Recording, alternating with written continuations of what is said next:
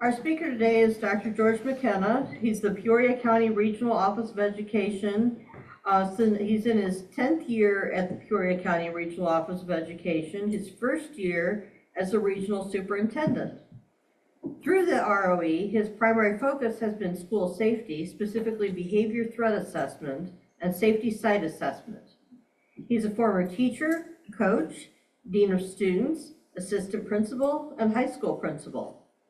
George holds an undergraduate degree from Millikan University, graduate degree from Illinois State University, administrative certification through the Eastern Illinois University, and a doctorate from Western Illinois University. That's everything. That's all Welcome, George. I'm not in order.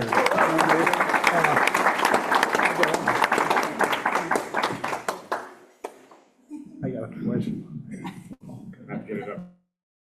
Oh, sorry. No. I do have a PowerPoint presentation here, and I might move around the room a little bit. I tend to get a little bit antsy standing around, and for all of you who think that's a lot of education, you are 100% right. Thank you. I told my wife when I got done with my doctorate, I said, I want to do something else, and I said, I'm going to go to law school. Sometimes people say stuff, and they have no idea, right? And she's like, oh, really? I go, yeah, there's actually two part-time law schools in Illinois. That caught her attention, because now I've been looking at it. So she says, I go to law school. I really do. I think you're a great arguer. Right? And you have to be, to a degree. She goes, George, when you're done, you can go ahead and write up divorce papers. Because I'm out. And so what I said is, well, I can do the math, and I want to lose 50%. There's no way I'm going to make that up being a lawyer, so I decided not to go to law school.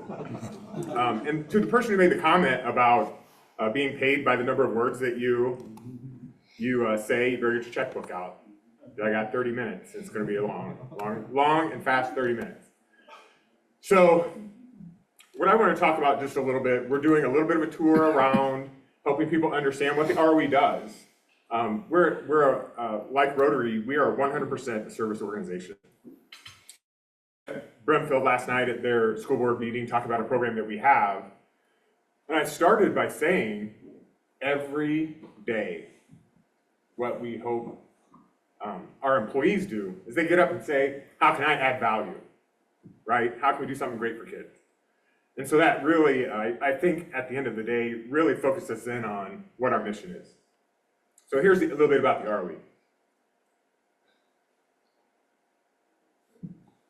Oh, because I didn't turn it on. Yep. And you told me to turn it on. There you go. Right, so our mission is really, we are in the service of students, educators, and communities. And again, every day, that's all we think about. And so we've got all these mandated things that we have to do from the state.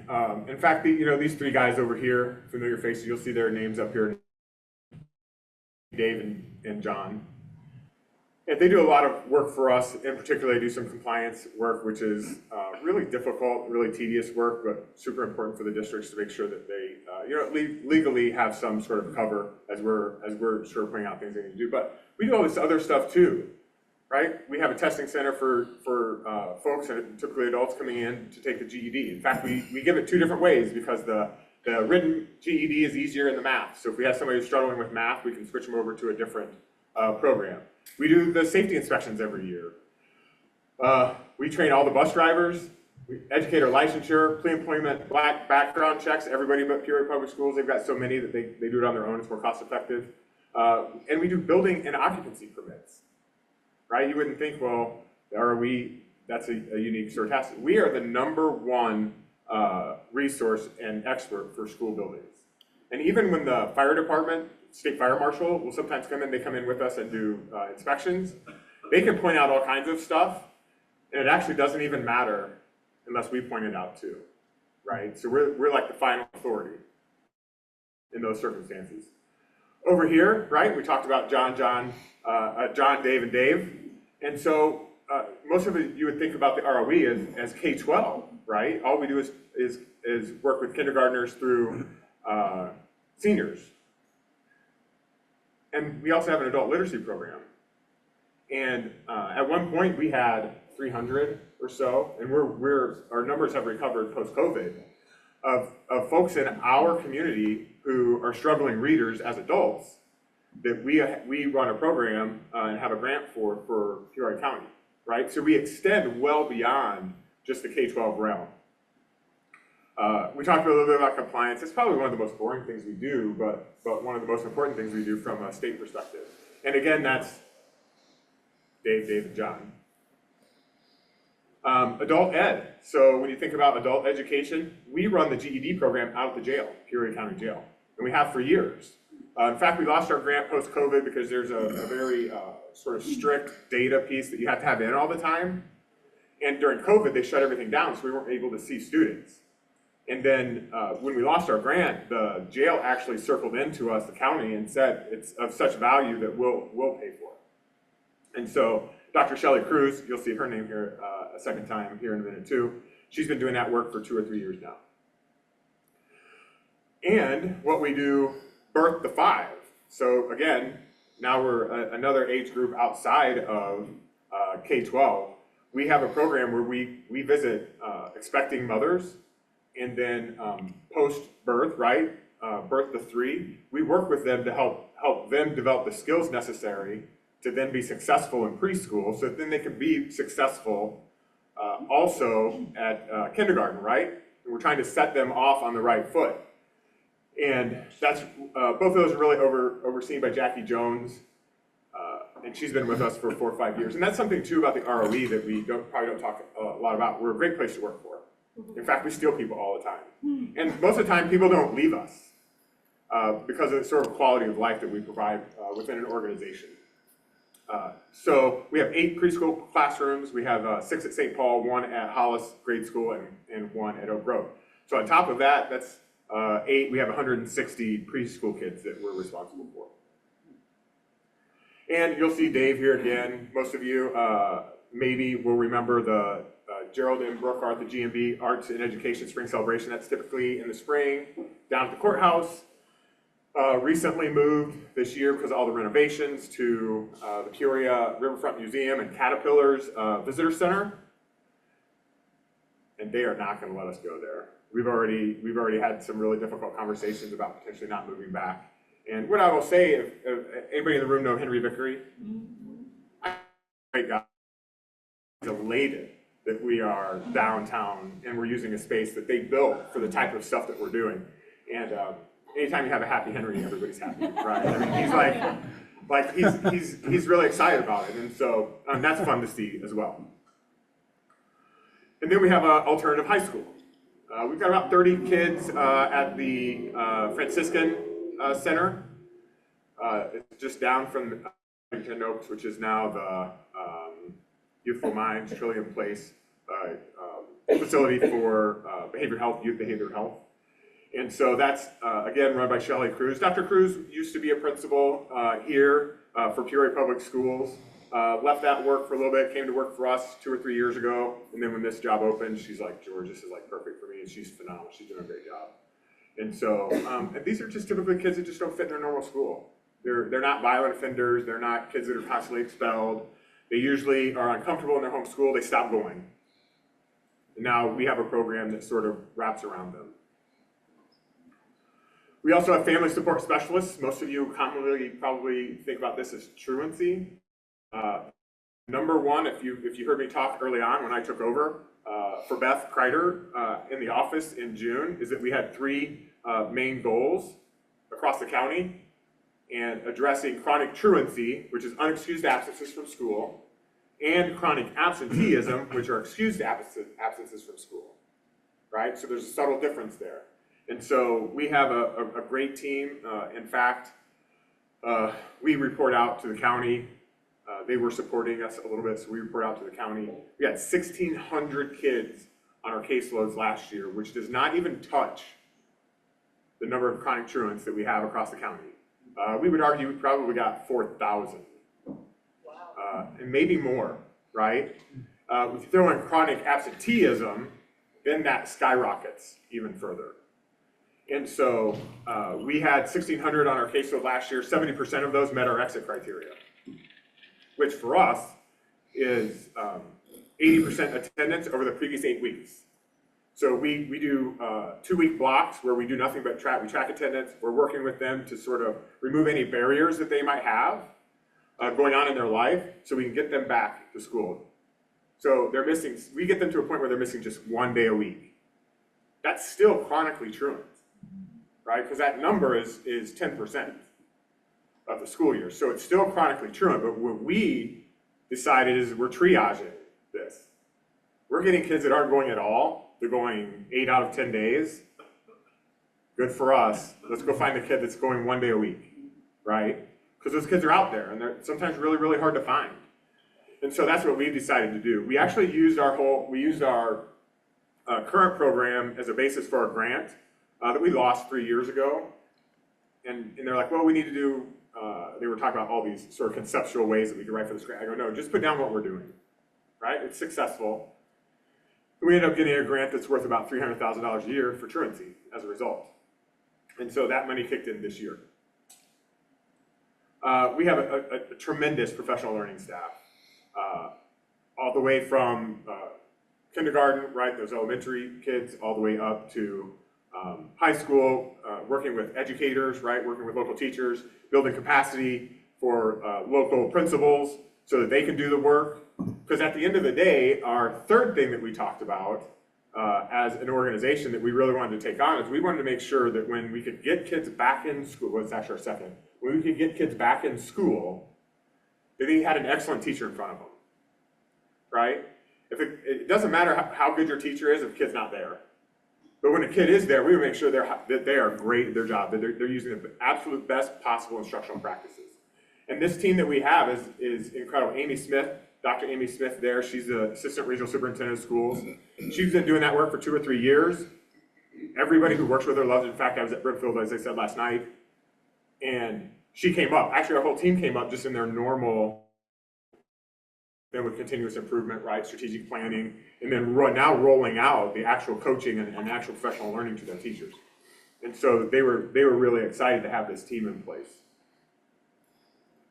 And then really what our third area that we wanted to focus in on, and it was part of the introduction, part of the bio, is what we're doing for school safety. It's a different world. Most of you right now would not even recognize a lot of the threats that are out there in schools. And pre-me, so I've been in the office 10 years, so probably 3, 4, 5 years before I got into the office, we already had an established school safety climate and culture in the county. And that was really like John Quast, who worked for the Peoria County Sheriff's Office, Beth originally, Eric Arnold, who is sort of a state level player in school safety and law enforcement, but he lived here in Peoria County. But that group really, and Roger Albee, who's former superintendent at Illini Bluffs, they started the work. And then when I came in, Beth's like, hey, do you think you can take that over? And I think what most people find, if you give me something, I'll take it and I'll run with it. And then before you know it, I'm completely overwhelmed and got to learn a lot, right? And I loved it, absolutely loved it. And now, for the most part, I would argue that when we go and do anything at the state level, we go to meetings, people are coming to us asking us what we're doing because it's successful. And we were lucky to get Drake Comfort, you'll see his name down here at the bottom. We were lucky to get a Department of Homeland Security grant, so we were a direct grantee from the federal government, which was clawed back, as they were clawing back stuff over the summer. But we were right at the end of our grant cycle, so it didn't cost us a whole lot. As part of that, we created actually 3 hubs across the state. So some of these grants are research-based, and so our question research was, if we have somebody who's dedicated to school safety, because most of the districts don't have anybody, can we actually move the ball forward? Can we actually move the needle on adopting and engaging with what we know are principles or concepts that keep kids safe in school? So we had a southern hub down in the Harrisburg, Carmi area. We were the central hub here in Peoria. And then we had a northern hub up in the suburbs, like the Maywood area. And we're getting all that data back because we still have to report, even though there's nobody to send it to because they fired everybody. Nobody will ever look at it. But we got all these reports. And we're gonna take everything that we've learned in school safety, and then we're gonna present it to the state and ask the state to circle in and give every area essentially a director of school safety, which is the work that Drake does. Okay, so some of you might think, oh man, he's done here, record time. This is actually a transitionary slide, right? It's not the end, transition. But I did want to give anybody an opportunity to ask any questions about the ROE specifically. Uh-oh. No, I'm just grabbing the mic. I got you. So, Makes me nervous. They told me so last night I went to Brimfield, funniest thing, as you're thinking about your questions. I've been to a lot of board meetings, and most of the time you pull into the parking lot, and there's hardly anybody there because there aren't that many board members. I pulled into the parking lot last night, there's no parking available. Every spot is taken, and I'm like, listen, I'm reasonably popular, and I get it. But I'm like, this is ridiculous. Like, they must have really advertised this. And then I get really nervous, because I'm like, what's this gonna look like? Anyway, so as I go inside, I realize it's senior night for volleyball. It's not typical, right? Not a typical Wednesday activity, but I get it. And then I get in there, and I know two of the board members personally. So I start talking to them, and I said something to him. He goes, George, we're usually in and out of here in 15 minutes. And I go, no, he's joking. Like these guys, I would expect to heckle me a little bit. I'm just assuming that he's being funny. So I go to the superintendent, I go, hey, he said like 15 minutes. He goes, oh yeah, the last meeting was 8. It's a well-run meeting. And I go, well, I'm the wrong guy for a 15-minute. He goes, well, you can go 20. And so I'm watching my time, and I'm watching, and like 35 minutes later, I get done because they were asking me the board was asking me questions. I go, I can't control that. I can control my part, but I can't control that. So I know you gave me 30 minutes. 1:15 is probably when you'll yank me off stage. No, just kidding. You just pull me off the stage. Do you have questions about the ROE? I don't expect necessarily questions about the ROE in and of themselves, but let me ask you a second question. I wanted to give time to talk about some of the things that you might be interested in, right? We go out and do this. I've done all kinds of presentations, and I meet in front of people all the time, and there's always sort of these questions out there. And so I put some slides together, and I'll run through them really quick just to give you like an idea of some of the things. And we can talk about anything, education related. Don't throw some other stuff at me, because it might be. I'll give you an easy one. Uh-oh. Anybody who starts with, I'll give you something easy here. No, this is easy. It's not. So, you still sponsor Lincoln Day dinners, correct? We do. Okay, well, that's held here at my Right. place.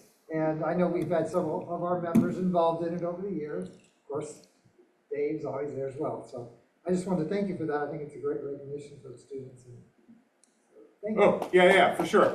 What he's referring to, so part of Dave, Dave Poles, he's our coordinator of special programs, right? That's close, okay. And we tend to change things here and there. And what we've tasked him with is doing events for kids, right? And trying to do something in each of the seasons. So one of the things we do really in the winter, but we're gonna do something else in the winter too on top of it, is a Lincoln dinner. And so we recognize a senior from every high school in the county who has the characteristics, who's recognized to have the characteristics of Abraham Lincoln. So we bring them all in and do a nice dinner, and then recognize those kids, and they get gift certificates and all kinds of things. But it's a really fun night. And it's almost embarrassing to hear all the great things they're doing when I think about even today, just listening to the three of them, I'm going, well, I wasn't doing any of that. Yeah. In 1990, sorry, I know most of you have that perspective. Like, I think Beth was always saying I was born in the 1900s. And so I don't remember all that. And they're doing such great things. But yeah, so that's a Lincoln dinner. Super appreciate, always a gracious host. And so thank you for that. Yeah. I had a question for you. Am I right in assuming that the ROE is only involved with public schools? Okay, I love that question. We have lots of mandated responsibilities with the public schools. Plus, we have no authority. And I make sure everybody knows that. The ROE has no authority on the local school district, none. I can't make them do anything. But we have such strong relationships with them that when we walk in and say, hey, you should do this, or you need to switch something, or even if we're asking sometimes just a favor, they do it. They don't even ask the question most of the time because we have strong relationships and they always know that we're looking out for them. Okay, I know that doesn't answer your question, but here's what's happening. The diocese, in particular locally, has started reaching out. In fact, Drake, through school safety, because they had that incident up in Minnesota. And so that's hit everybody's radar locally about what can they do to have their schools be safer. Drake also has a connection back, because he's a Peoria-Notre Dame graduate, to the diocese. So now they are 100% in. In fact, we're meeting with them next week, all their principals next week. Then what has happened, because now that we're working with them, they start asking questions about curriculum and professional learning. And so we met, what is today? Thursday. So Tuesday, Amy Smith, who runs our professional learning team, she met with the diocese about professional learning and doing the things academically. Traditionally, they aren't held to the same standard, and so they've sort of been a little bit on their own. So we're dependent on them to a degree reaching out. But that's starting now. Those relationships are really starting to form now, in particular with the diocese currently. The reason I ask is because a couple years ago, 2 of my granddaughters were getting a state-sponsored scholarship to attend Peoria Christian. But that funding went away because the legislator didn't renew it. Yeah. And I wondered, as an educator, what's your opinion on school choice and whether you see it as a competition or a threat to public education? Yeah, I mean, politically speaking, I mean, I'll answer your questions. Is it competitive? Yes, right? If you opened up and allowed anyone to have their dollars follow them to a non-public school, then those are dollars that then leave the public school. And so inherently there's going to be some sort of competitive piece to that. And then what I think when we look societally, right, apolitical, is that your best kids will find a way to go to your non-public schools, right, who have highly involved parents and that sort of thing. And now you have less funds to deal with students and to educate students that might have other issues that require more funds, right, to address. And so I think it's a slippery slope. And I don't know where it'll land. I know in Illinois, it'll never land to true school choice, just because of the nature of the politics in the states. Thank you. Me again. I need like water. I wasn't expecting that. No, I didn't mean to put you on the spot. No. Yeah, I mean, we talk about these things all the time, right? So back to school safety. Yeah. So does the ROE decide the policy or advise the policy? Who makes a decision, and is the whole school district implementing the same types of things? Yeah. How does that, talk a little bit more about the security of schools. I will, for sure. And this is where you probably have to, I don't even know what time it is, there's no clock that I can see. Yeah, 11 minutes? 9. 15, okay. Seriously, I've had lots of people try and pull me off the stage unsuccessfully. I'm gonna try to be respectful. So really, I'll get to the main concepts in school safety that we focused in on and was part of our Department of Homeland Security grant. Behavior threat assessment management. What are we doing with people who are having or exhibiting some sort of threatening behavior? It could be a threat. I'm going to blow up the school. It could be behavior changes that aren't necessarily a threat, but are concerning. What do we do to, 1, identify those people, 2, run through a process to find out, are they actually a threat? Because some people are just saying things.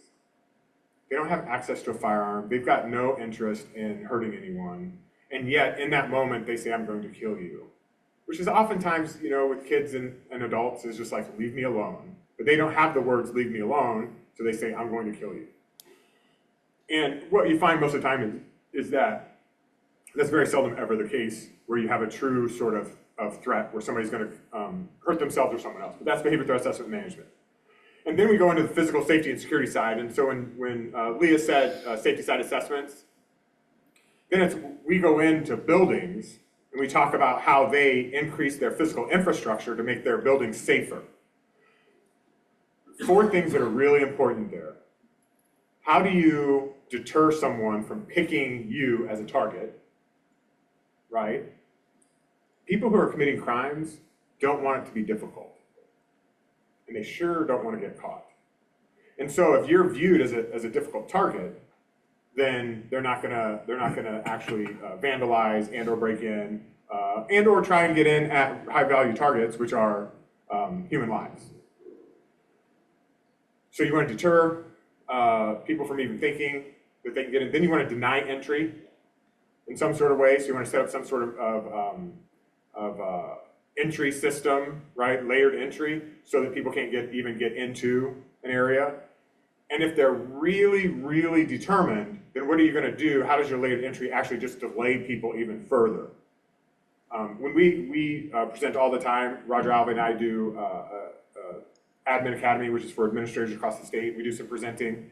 We show the Coventry, Nashville shooting.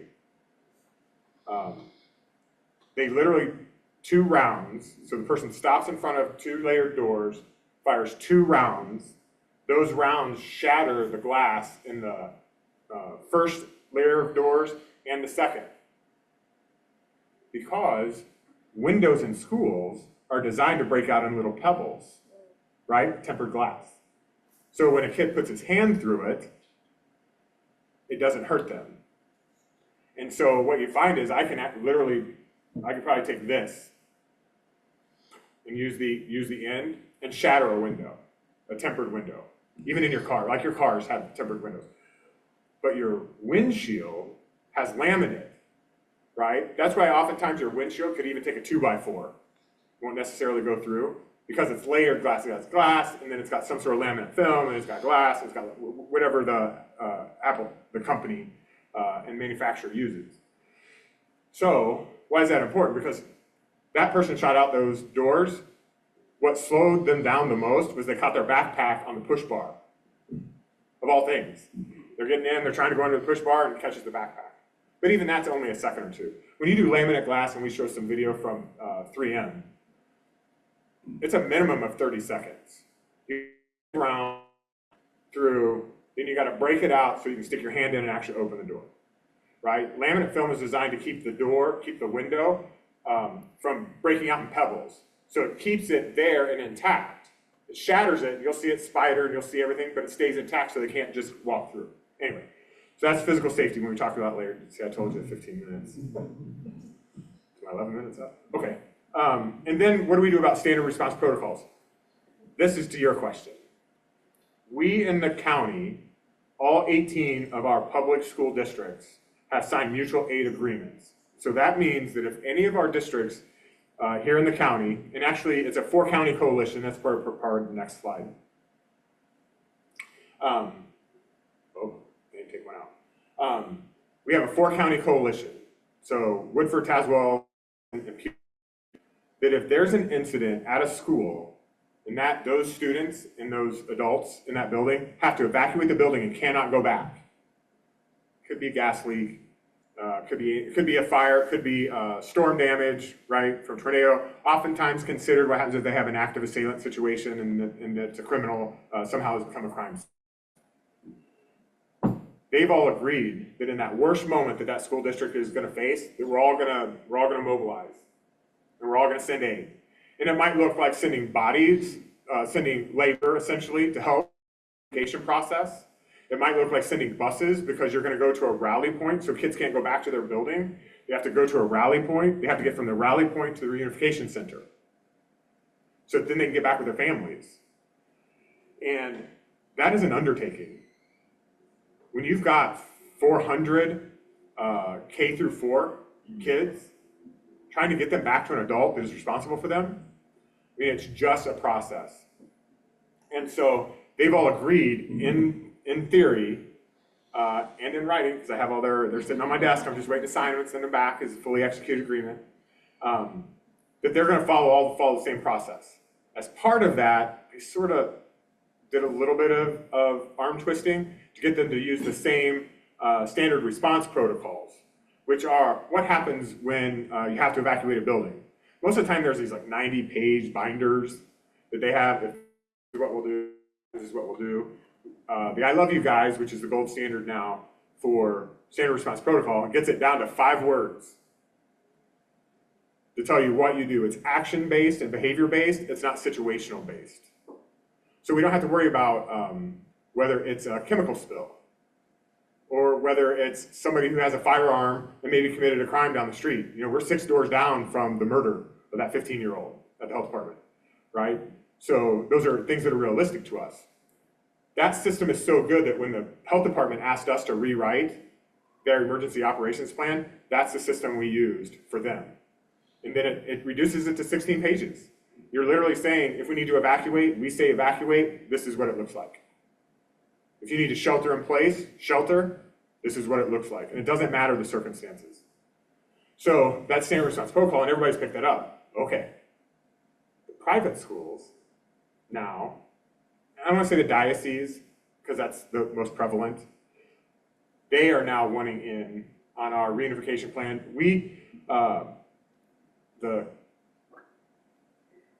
When you do a reunification, you need to do it far away from your school.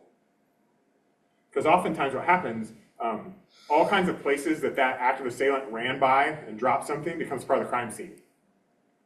So if they run by your reunification center and they drop a bullet, they drop a piece of clothing, then you don't have access to that area. So they say, 10 to 15 minutes away. So we've been working with ICC to serve as a 4-county reunification center. They've been amazing. There's no time, because we went in, so I made sure to ask a question. Tell me any time when we can't use your reunification center. What event would you have going on at ICC that you would say, we can't use you, you can't come here today? So that tells you where they're at, right? Because they say, well, if we got a baseball game going on, we got a basketball game going on, we've got a career fair, you can't use it, then they're not really committed. And he said, we'll cancel anything necessary. They're committed. So we're just finishing that up. We're pretty much at time. Okay. One of our students would like to ask you a question if we can get him in for the last one. if Yeah. you don't mind. Yeah.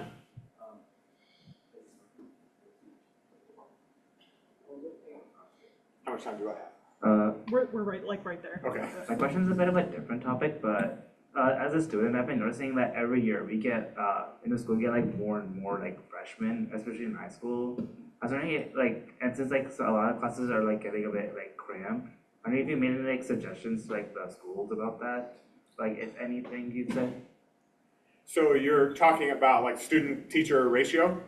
Yeah. Like yeah. you have a high number of kids, and so you have large classroom sizes? Yeah, so like a lot of the classrooms that are like usually made for say like 20 students, especially last year, my digital electronics classes, it was very cramped because we had a lot of students taking that class. Mm-hmm.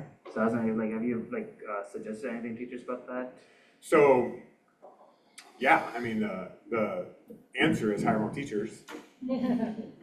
That's always the answer. I mean, that's probably solves many of the issues that we're having, which isn't sustainable because of how we fund schools in general, right, with property taxes and all that sort of stuff. And so there are a lot of stuff at factor there, like a lot of variables, including collective bargaining agreements with the union labor agreements. And so there is no great answer. And I wish I had an answer, because then I could put it in a book, probably never work again, because I was getting plenty of money. But at the end of the day, there's a teacher shortage, which is probably more accurate on why you're seeing that now.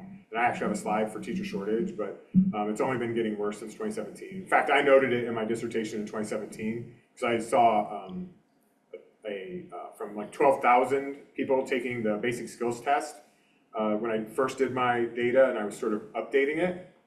And in 2017, it dropped to, I think, 1,200 across the state. So we've known this is coming for a while.